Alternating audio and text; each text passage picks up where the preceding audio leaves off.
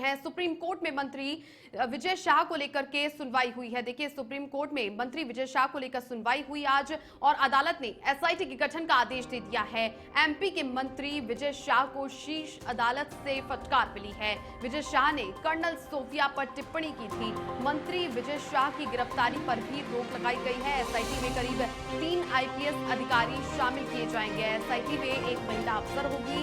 कानून अपना काम करेगा, सुप्रीम कोर्ट की ओर से कहा गया है। तो आज सुनवाई हुई, तब सुप्रीम कोर्ट ने क्या कुछ कहा है वो आपको बताते हैं। कानून अपनी ओर से कार्य करेगा, कानूनी प्रक्रिया से बचने के लिए माफी अब मांग रहे हैं मंत्री विजय शाह। सुप्रीम कोर्ट की ओर से कहा गया है, आपने अपना वीडियो नहीं देखा है। सुप्रीम कोर्ट ने फटकार लगाई है मंत्री शाह को। तो एसआईटी बनाई गई है।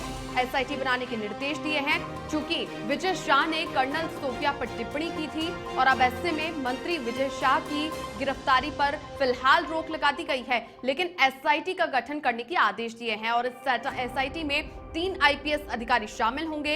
एसआईटी में एक महिला अफसर भी होगी। एसआईटी जांच करेगी अपने हिसाब से और सुप्रीम कोर्ट ने यह कहा कि कानून को अपना काम करने दीजिए, कानून अपना काम करेगा। कानूनी प्रक्रिया से बचने के लिए अब माफी शाह मांग रहे हैं। आपने अपना वीडियो नहीं देखा, कर्नल सोफिया कुरैशी को लेकर के ये भी फटकार सुप्रीम कोर्ट की ओर से लगाई गई है।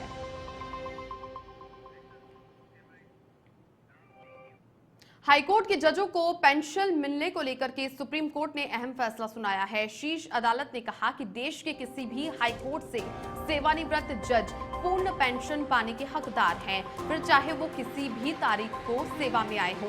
इसके अलावा हाईकोर्ट के अतिरिक्त न्यायाधीश भी पूर्ण पेंशन के हकदार माने गए हैं। सुप्रीम कोर्ट के चीफ जस्टिस बीआर गवई और एजी मसीही की पीठ ने कहा कि ये फैसला सुनाया गया है। चीफ जस्टिस ने संविधान के अनुच्छेद 14 का हवाला देते हुए कहा कि न्यायाधीशों के साथ किसी भी प्रकार का भेदभाव नहीं किया जा सकता।